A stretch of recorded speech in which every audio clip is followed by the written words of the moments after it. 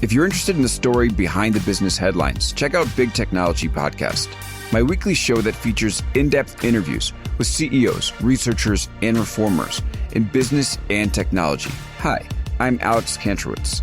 I'm a longtime journalist, CNBC contributor, and the host of the show.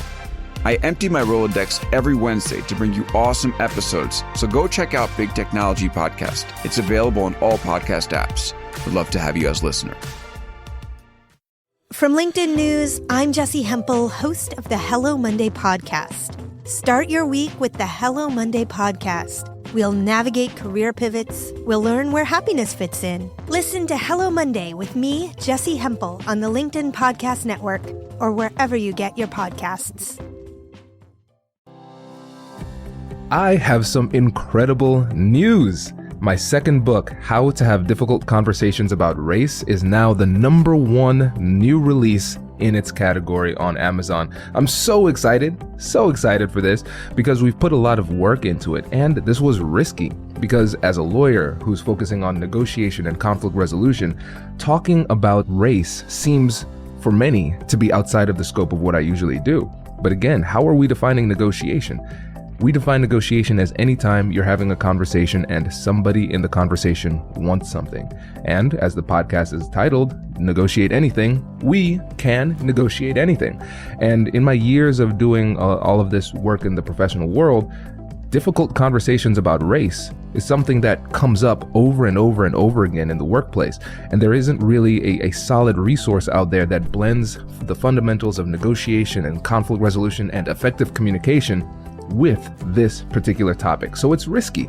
It is risky to venture in this way, but I'm really excited and encouraged by this early result. So this is not just a win for me, this is a win for you too, because you are part of this tribe. And so a quick note about the book. Who did I write this for?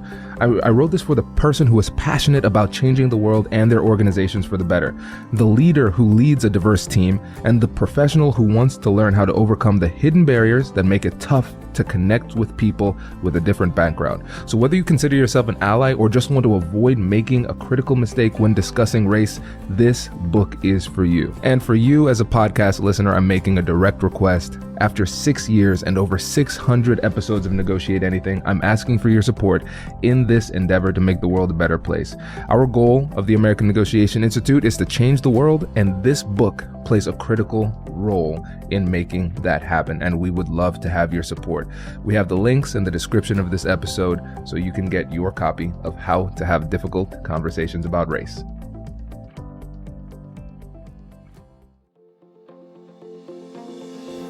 Hello, my friends, and welcome to another exciting episode of Negotiate Anything.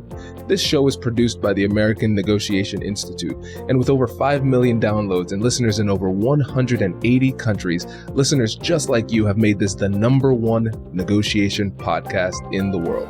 Hi, my name is Kwame Christian, and I am the founder and CEO of the American Negotiation Institute. Here at ANI, we believe that the best things in life are on the other side of difficult conversations, and we are passionate about providing you with the best content that will help you to make your difficult conversations easier, both at work and at home. Lastly, I want to remind you that we offer consulting and conduct trainings, both virtually and in person, all around the world. Our focus is in 3 main areas. First, negotiation and conflict resolution. Second, leadership. And lastly, diversity, equity, and inclusion. Check the link in the description below to learn more about how we could work with you and your team. And now, without further ado, let's jump into the interview.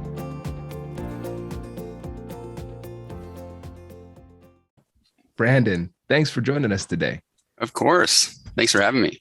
Yeah, it's our pleasure. So how about you get us started by telling us a little bit about yourself and what you do? Yeah, absolutely. Well, my name is Brandon Bramley. I'm the founder and owner of the Salary Negotiator. But I actually have a experience for about 10 years in procurement and supply chain, where I used to work with actually some large companies. So in procurement and supply chain teams within Amazon, as well as American Airlines, where I led a ton of business to business negotiations, some of those within multi-million-dollar deals. But most recently, and over the last 5 years, I've actually focused on the Salary Negotiator, where essentially I work directly with candidates to actually help them negotiate their new job offers. That way they know how to navigate the process and make sure they're getting the highest compensation they can.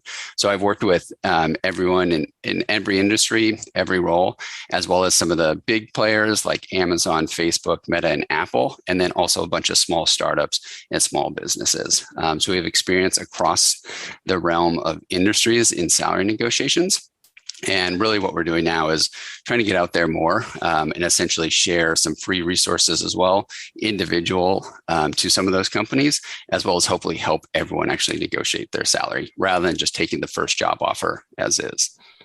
This is great. And listeners, there's going to be links to all of these awesome resources in the descriptions. And one thing, Brandon, that you left out, and I am giving you permission to let my listeners know how you can help them. Can you tell them about the consultations too?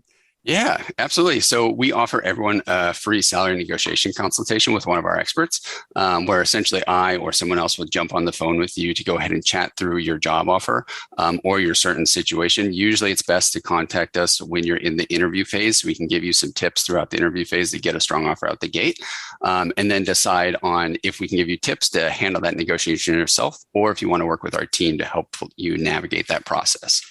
Oh, this is great. And hey, listeners of Negotiate Anything, this is just you and me, a little back channel conversation here. Brandon can't hear us, but if I'm hooking you up with something free here, I need you all to make me look good by taking advantage of that opportunity. So I want to hear that y'all booked consultations with Brandon because I want you to get the best deal possible on these salary negotiations. Okay. Sorry, Brandon, I know you couldn't hear me, so let me just bring it back. so you're part of the conversation again. Thank you. But yeah, this is great. And I think a great place for us to start today is talking about the process of salary negotiation, because we've had a ton of episodes on the podcast on how to negotiate salary, and they've been very tactical, very strategic. But when you think about negotiation, it's a process. There's a dance that we're going back and forth with the other side. So Brandon, it would be great if we could just start off with you outlining your unique approach to salary negotiations. Yeah, absolutely. I think that's the key, right? So before anyone attempts to negotiate an offer, it's always important to understand how to navigate the process. That way you're prepared and you increase your chances of success. I would say the biggest first step, even kind of before we actually get into our key process, is don't share your salary expectations. Instead, get the offer. A lot of people have talked through this, so I won't spend too much time on it. But our thought process on this is you're really not going to know what the company might offer until you finish the interview phase. You also go ahead and actually get the job offer, so you know the benefits, you know what the total compensation looks like, and you know the details if the team's a right fit for you as well as the culture at the company. So the worst thing you could do is accidentally throw out a small number, smaller than what they offer. Maybe that's based off of what you're currently making in your role, and then you end up with an offer that's just slightly higher. Or the worst thing, in our opinion, is you go in thinking, hey, let's go ahead and overinflate what I want to make. That way they come in with a really strong offer and I'm making the most possible. But what this does, when you think about it from the recruiter perspective, is they look at it, shoot, I need to fill a candidate for this role. They may want to make a lot more than I can actually provide within this process. So maybe I should move forward with another candidate, and we'll go after them and we'll filter them to the hiring manager. That way I don't run the risk of actually not having to go back to the drawing board, do more interviews just because they won't accept the offer. So that's the biggest step before we get into these, is the negotiation stops in the interview phase. But actually, based on our experience working with hundreds of clients to successfully negotiate their job offers, we do have 5 proven steps that we actually follow in our salary negotiation business, which anyone can do. The biggest thing is understand the components of your job offer. It's true for any deal. It really doesn't matter if this is negotiating a big business deal or negotiating a salary, is you want to know what's on the table and what you're actually going to be negotiating. So a lot of jobs are going to go ahead and include in the offer a base salary. Maybe there's a performance bonus. If you're lucky enough in the tech industry, hopefully there's an initial equity grant, but you might have relocation packages. You are going to have a ton of different benefits and perks that aren't consistent across companies and might be different than your current company. So the first step is always to slow down, get the offer, and actually review it to see what's included. This is great. This is great. So let's take a second and pause here. I want to go back a bit to one of the things you said about strategically choosing not to share the expectations, because I am with you on this. And maybe this comes from our background. For me as a lawyer who does negotiation trainings and trains a lot of procurement teams, you coming from the procurement world, we approach this negotiation game a little bit differently.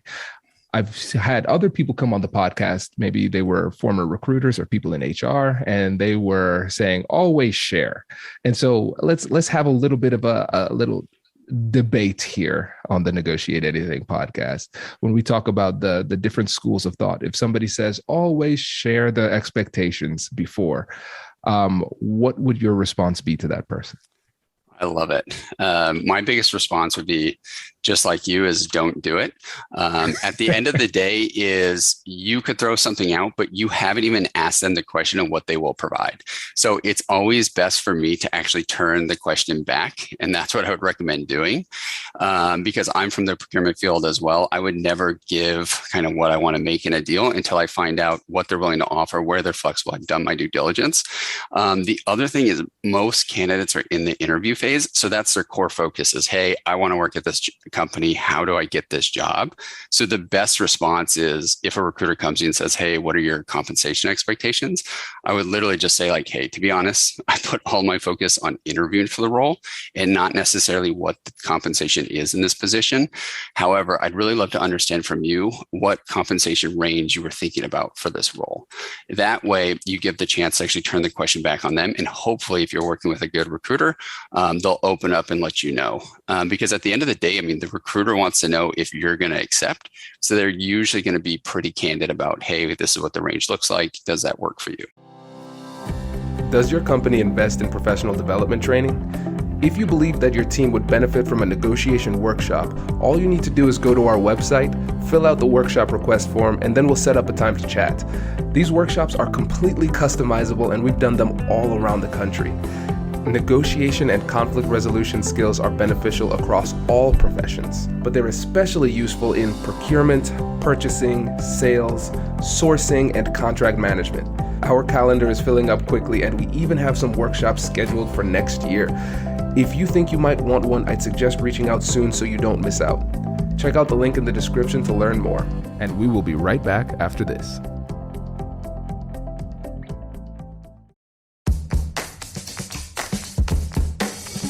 Hey you, I'm Andrew Seaman. Do you want a new job? Or do you want to move forward in your career? Well, you should listen to my weekly show called Get Hired with Andrew Seaman.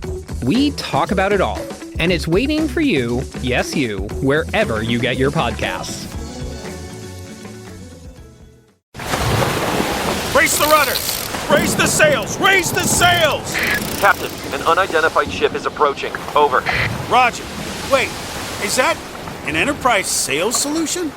Reach sales professionals, not professional sailors. With LinkedIn ads, you can target the right people by industry, job title, and more. We'll even give you a $100 credit on your next campaign. Get started today at linkedin.com/marketer. Terms and conditions apply. This is good. And I love the fact that you actually gave a way to do it versus just sitting there and saying, no. I'm not telling you, just a naked no of just no, period. Usually not that effective. So I like that you gave an alternative there. And listeners, I want to pay attention to one of these things that Brandon did. It's very subtle and it applies obviously in this situation, but I want you to expand it beyond the confines of a salary negotiation. And it's making sure that you're keeping the other person talking by closing your statement with a question. And this is an elite level thing that's very subtle that a lot of people don't know. So whenever I'm negotiating, as much as possible, even if I'm making a direct point, I'll make the direct point and end it with a question. So they are constantly responding to me. And so that's a way that you can really lead the negotiation. I don't want to say control. That seems a little too Machiavellian here. But you're leading the conversation in a productive and more predictable way. So you know that their response will be within a certain set of parameters too. Absolutely. I mean, that's the biggest thing, especially when you leave that question, it's on their response. And that's where silence is key. Just wait to see what they come back with. Hopefully they feel a little bit awkward and get that fuzzy feeling to where they have to throw something out. And that's essentially what you're looking for, is getting them to talk and getting them to disclose additional information that you can take back. Love it. Oh, this is great. And now, when we talk about step one of the process, where you're talking about understanding the offer, some people might say, well, Brandon, I mean, isn't that obvious? Who doesn't understand an offer? Clearly, it's step one because people haven't understood the offer. So can you go a little bit deeper to talk about some of those things that are often misunderstood about the offer? Yeah, absolutely. I mean, the biggest thing that I've seen recently is the tech companies have been hiring like crazy. People are moving to Facebook, I guess Meta now. They're moving to Amazon, Microsoft, Apple, Netflix, or these other big companies that are starting to get more creative and aggressive in attracting talents. So what a lot of people are is they're working with companies. For example, when I worked at American Airlines, all you get is a base salary as well as a yearly bonus. But when you move up the career ladder and you move into these high profile positions, as well as some of these larger companies, your offer is actually going to get more complex. So the biggest thing I see is people focus on base salary and possibly bonus. And they're like, hey, this is how much I want to make. But they're used to that because that's in their paycheck every month. But when you move to these other companies, they're looking at it on a total compensation basis. So when I say understanding the components of your job offer, it's understanding your total compensation. And what I mean by that is taking your base salary, how much is that per year? How much is my performance bonus going to be each year if I hit the target? If they're giving me an equity grant, which is essentially stock in the company, usually is going to vest over a 3 or 4 year period. How much does that add in on a yearly basis? And how much is going to actually vest in year 1, year 2, year 3, year 4? And then also, are they including a sign-on bonus? If they're including a sign-on bonus, maybe I'm going to go ahead and have a huge year 1 total compensation, but then I'm going to fall off a cliff in year 2. So was it an incentive just to get me through the door? Or am I hitting that recurring guaranteed pay that I want to see from year to year? As well as if you look at it from the benefit side, am I making a big move? Is there a relocation package? What are the terms on their relocation package? Do I get a lump sum where I can manage to move myself, maybe make an extra $5,000 or $10,000 in the process? Or do they just pay for everything? And then as for benefits and perks, am I going to get free food if I move to Facebook? Or am I just going to get run-of-the-mill healthcare? Is there a tuition stipend where I can actually learn? Maybe I can bring on Kwame and his team to actually come in and actually give me the techniques to negotiate. Those are all things that are included in your job offer. But until you sit down and look at those, all you're thinking about is maybe the base salary or something. So that's really what I mean of sitting down, understanding the components. Then that's going to point you in the right way to start doing research and asking any questions that you don't understand. Oh, this is great. And listeners, I want you I want to make sure that you paid attention to the most important thing that Brandon said, negotiating for the American Negotiation Institute to come in and do a training. I love that. I think that's a great idea. But with what you said, you've given some really great examples of how this could be very complex, very quickly, and very impactful. And so it's really important for us to take the time and do the homework. And honestly, I think a lot of times when we don't do this, it's a bit of intellectual laziness because we are busy. We're overworked as it already is. And this is a stressful process. And you're probably managing a number of different offers. And so our brain is going to look for shortcuts. And we just take a quick glance and we say, oh, yeah, we got it. And we pay attention to the big obvious things that are often tied with our ego, like the underlying salary, for instance. People usually compare themselves based on salary more so than vacation days. But vacation days are very important, right?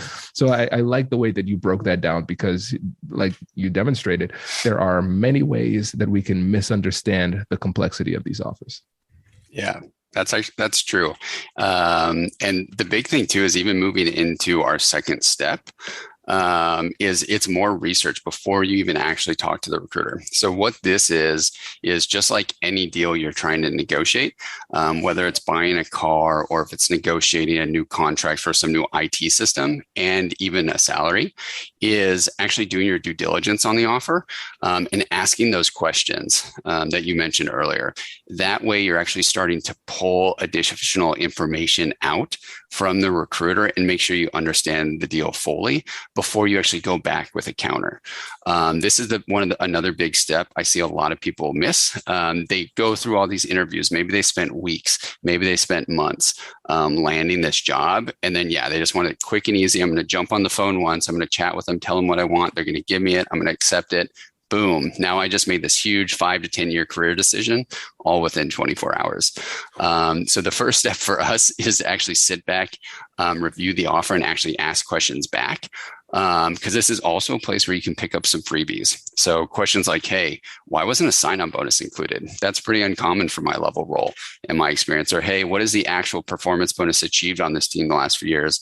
I noticed you mentioning 15%, but is that actual? Can you tell me what it's been for the last couple years, and what is the team on target to hit this year?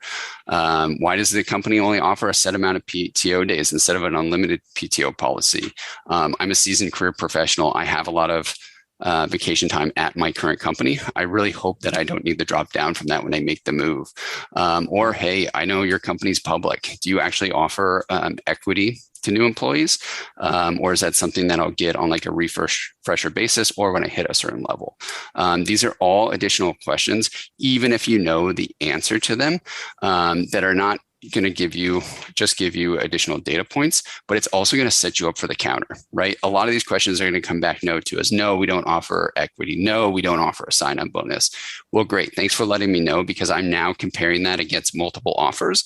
So I'm going to go ahead and include that in my counter for reasons of why I deserve a higher salary and your compensation is not competitive with everything else that's out there on the market. Oh, this is so good. This is so good. And I love the focus on curiosity. I mean, that's a foundational element of effective negotiation. I talk about it all the time on the pod. But I think one of the things that we can talk about here too is if you haven't yet, download those free guides we have on our website too. So you're getting a ton of resources because Brandon's coming with fire with his salary negotiation expertise and consultations. And then, of course, if you go to our website, there's going to be a link in the description as well. You can get access to our ultimate negotiation guide, which has a salary negotiation guide included in there. And you'll see there's a section where you're actually writing out the open-ended questions that you'll ask during the conversation in order to be prepared. Because Brandon, you dropped some really great questions there. And I know you're able to do that because you have done this so many times. And I know that the mere mortals who have not negotiated salary hundreds of times probably won't be able to come up with those types of questions off the bat, just completely off the fly. So it's important in your preparation process to write down the questions that you're going to ask so you don't need to manufacture those questions in the moment, which can be really difficult. Exactly. Yeah, because the other thing too is it's going to change the dynamics of the counter and the negotiation if you do get some of those freebies. You don't want to just move into the negotiation, ask for more money, and they provide you a sign-on bonus and be like, shoot, that's great. I got an extra 10,000 when you could have gotten the extra 10,000 just by asking a few questions. Now you start to look at that recurring total compensation and how you improve that. So now you're getting that long-term growth in pay. Love it. No, this is great. So let's move on to the third step in the process. We have understanding the offer, get more research, more data in the last step. So what's number 3? Number 3. So this is a little bit more due diligence on your part. So this is really researching the compensation ranges to identify what your compensation should look like. That way you're going to understand, hey, how much room they might have to move, how strong is your offer, and also how much to ask for. I hear a lot of people out there throwing out, hey, just throw out a big number and let's go for it and see what they come back with, and usually inflate that a little bit above your minimum. But at the end of the day, based out on my negotiation experience, maybe my negotiation style, that's more like the car salesman negotiation, where you throw out a low number, they throw out a high number, and you're going to probably argue at each other until you meet in the middle. But when it actually comes down to a salary negotiation, they have approved ranges on what they can pay. You just got to find a way to get there. And you're going to have a lot higher success if you do the research and you find out what the top end is and you put a request towards the top end of that range on what they can reasonably accept. That way, when you put it in front of them, you're going to avoid them taking it badly. At the end of the day, you're still in that interview realm, so you want to put the best foot forward, as well as you're setting the recruiter up for success. You want the recruiter to have a number that's in play, and all they need to do is go back to the decision makers of like, hey, this person's spot on. We really need them. We can't offer this. We've offered it to other candidates. Can we get this closed out, or what can we do? Instead of the conversation going, wow, this guy is asking for way too much. Maybe we should go in a different route, or maybe we should go ahead and call their bluff and just stop the negotiation now and say the offer is what it is. So that's really when you want to get into the nitty gritty. And there's plenty of resources out there. There's PayScale, there's salary.com, there's Glassdoor. I would never just focus on one resource as your authoritative source. I would actually look at a few to see where they're coming in at, try to hone it down to the city, the state, the role, as well as the company if you can, and draw an average between those. So you know where they're falling in at, where's the bottom end, where's the middle end, where's the top end. And then also what a lot of people don't talk about is when they lean on that data is it's all publicly reported. So do take some of it with a grain of salt. And what I mean is sometimes people make errors when they upload things. Maybe they inflated their salary to feel good because sometimes there's bragging rights involved. Or maybe they missed the equity, or maybe they missed a sign-on bonus. So make sure you're looking for that, as well as if you're looking at some of the tech companies. So say like a software engineer role or offer that's going to have a heavy equity component. Don't forget, I mean, over the last 3 years, it's definitely dropped some, but most of those companies have increased significantly. So if you're looking at a role that's heavily based in equity, their total compensation might be a lot higher in what they're reporting. It might not be realistic for a new hire. So at the end of the day, you always want to be realistic and know exactly what to ask for. That'll also give you a good idea of if it's going to hit your own goals. The whole thought around knowing your worth, to whether it is worth trying to negotiating to see if it's going to actually hit that top end for you. This is really, really great, Brandon. And now when we're talking about relaying this information to the other side, how would you actually deliver the information? Oh, good question. So this is our step 4. Let me know what you think about this, because there's definitely a few different trains of thought on this. But this is a step where you're essentially going to present your ask to the recruiter in a kind, confident manner. So you're going to go ahead and pull together some of those tidbits that you pulled from asking the questions in the due diligence phase, like, hey, there's no sign-on bonus, you have a lower 401k, lower vacation than my current role, as well as quoting the range of the compensation that you want to get to based on the research of, hey, this is what this role usually pays. Can you find that? I personally recommend doing this via email versus over the phone. And the reason being is not everyone is a trained professional in negotiating. It's hard to handle conflict sometimes. It's not just key and easy. And it takes a lot of experience. And at the end of the day, everyone has these conversations maybe once every 3 to 10 years when they change. So it's a lot easier to actually sit down, put everything in email, make sure the tone is kind, it's genuine, it covers all the points, and it sets you up for success. Essentially something that the recruiter can go ahead and actually just forward on to the decision makers, and it's going to drive their conversation. Because the risk and the worry that I have with doing it over the phone, and what I've actually seen when I take that tack with clients where they want to deliver it, is all it takes is the recruiter throwing out one question or interrupting to essentially derail your conversation. And you're looking through notes, trying to figure it out. Because recruiters at the end of the day, I mean, they're professional negotiators. They do this day in, day out. They know what you're going to say. If they can cut you to the chase, cut you off, it might derail exactly what you want to get through on the phone.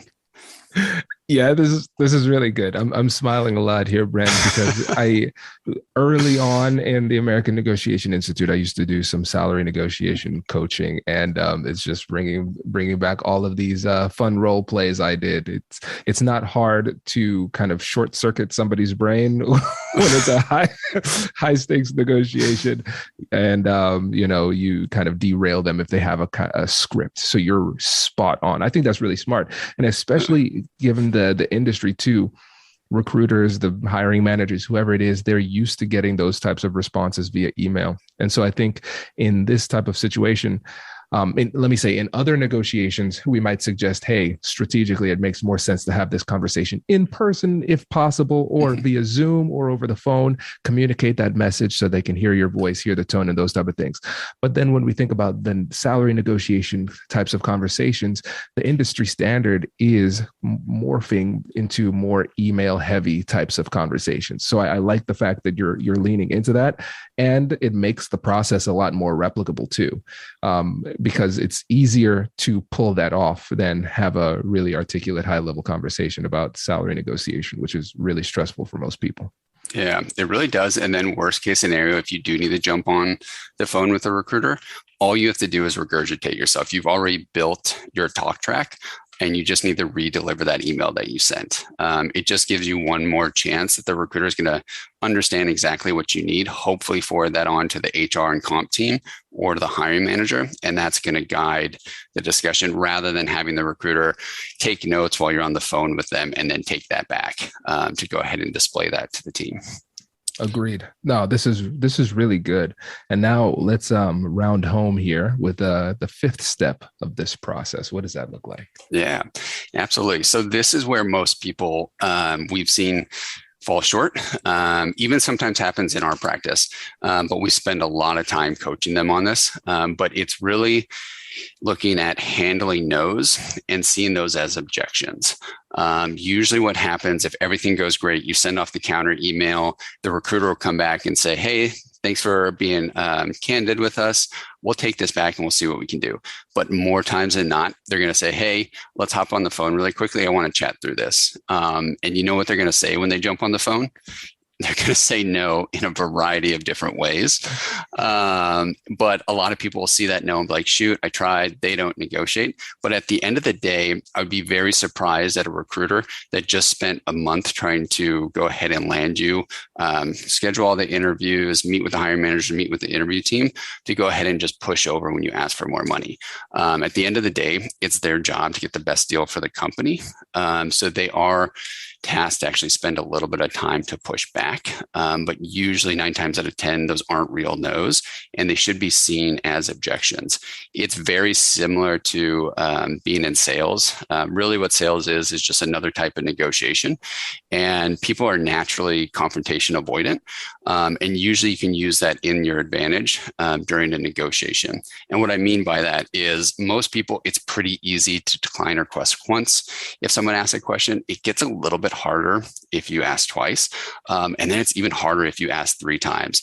Usually most people will fold and be like, hey, look, I'll look into this and get back to you. So you're really looking for that verbal agreement. And what I mean by that when it comes to salary negotiation is your main goal is to have them take your concerns back to the hiring team. Once they go ahead and say, hey, I'm going to take this back to the hiring team. I don't think they're going to move, but I'll see what I can do. They've given you that verbal agreement.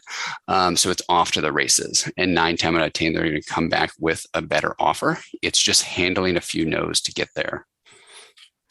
This is really interesting. So, Brandon, let me know if I'm conceptualizing this the right way. I love the fact that you were always tying this back to a standard negotiation process. I like that we're sprinkling in the sales terminology with overcoming objections. So we're recognizing it's not just a no completely. It is some resistance that they're putting up to almost test your resilience. How serious are you about this money? Let me act like it's hard to get. And then taking it a step further here, the goal isn't to get them to commit in that moment to more money. The goal is more manageable, and it's to get them to commit to talking about the internal decision makers about more money. Am I understanding that the right way? Yeah, exactly. So at the end of the day, the recruiter might have some approval to come back and give you more money. Maybe it's a certain level of sign-on bonus or a certain level of the salary. But usually, if you're looking for a bigger increase, they have to take that back to their team. But they're usually first going to jump on the phone to either feel you out, try to find out what your true bottom dollar is, as well as say no and use a few quick tactics to get you to accept the offer so they can close it out, move on. They have a hiring manager and they don't have to think about doing more interviews. I do have a few negotiation scripts that we use in our practice. So I'm happy to share those to kind of show how you can actually identify an objection and what would be a good response to handle that if you like as well. Yes. Oh, that's great. That is great. So yeah, let's talk about the scripts. So what does that look like? Good question. So at the end of the day, you're going to get a variety of different no's. That's usually what's going to happen when you jump on the phone with a recruiter. This can also come via email as well, but usually it's delivered via phone call. But for example, say the recruiter hops on the phone, you regurgitate the email that you sent, and they say, hey, we feel we give you a great offer based off your experience, and we really cannot make any changes since we're at the max compensation for this role. Some people would see that as like, shoot, that's a no. I get it. I'll accept as is. But at the end of the day, all we see that is a no or an objection that needs to overcome and get you to that goal of them actually taking back your concerns, sitting down with the hiring manager and actually working through that to see where they can move it. So if they told me that, I would just see it as a no. And a good response would be, hey, look, I agree that's a very generous offer. However, I'd like it if you can at least take my concerns back to your team to see if they do have any flexibility. I know it might be a hard ask for you, but I greatly appreciate you at least taking it back for another look. Do you mind after this call sitting down with your team and looking at my concerns to see if they can find any improvement or if there's any additional room to help close the gap?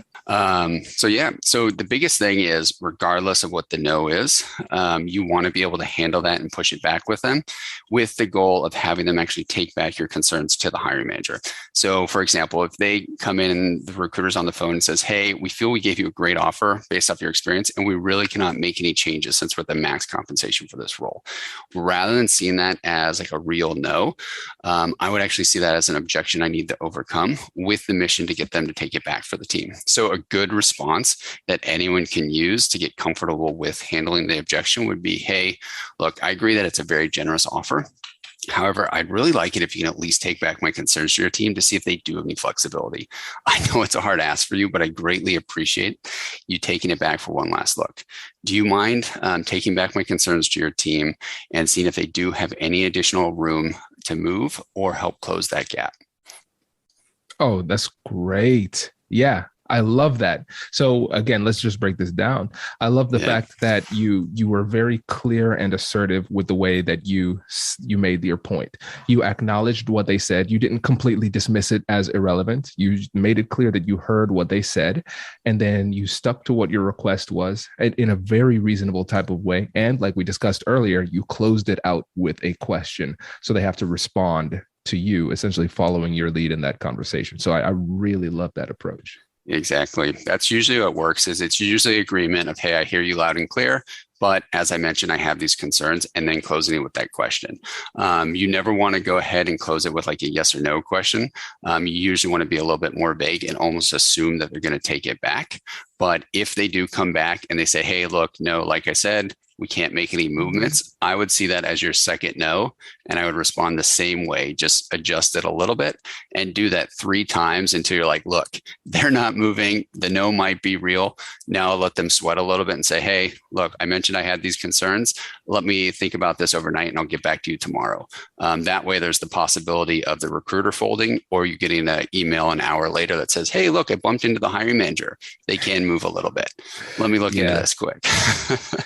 That's really great. That is really great. I love that. I love that. And I think one of the things that the listeners would really appreciate about this is the fact that it's so, it's non-confrontational. It's just respectful, assertive, clear conversation that has a clear objective in mind. You're not playing any games. This is not magic. You're not trying to fool people or anything. We're just communicating clearly about what we need and what we want and seeing whether or not there's a deal to be made. I really like this approach.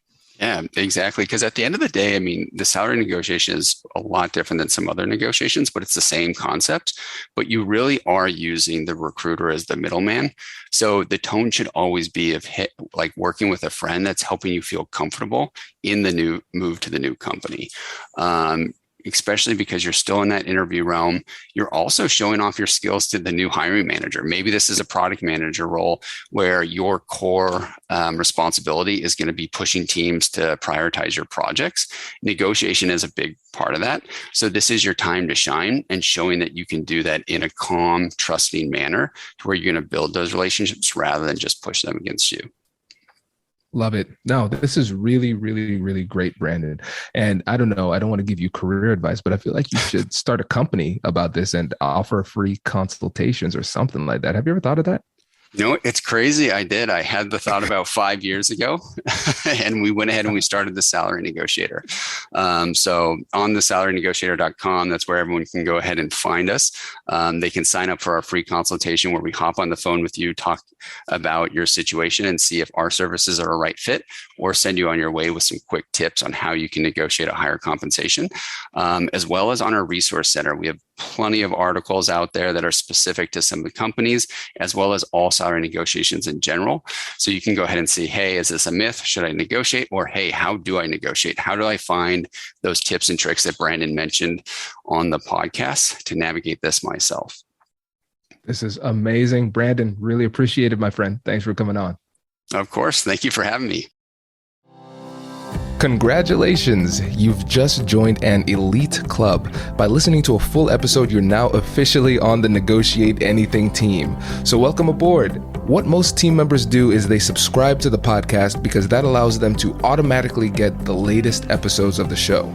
The best things in life lie on the other side of difficult conversations. Keep learning, keep practicing, and keep getting better. Your relationships will improve, your career will soar, and you'll have the confidence you need to get the most out of these crucial conversations. Again, thank you for joining the team. We're excited to have you, and I will see you in the next episode. I'll catch you later.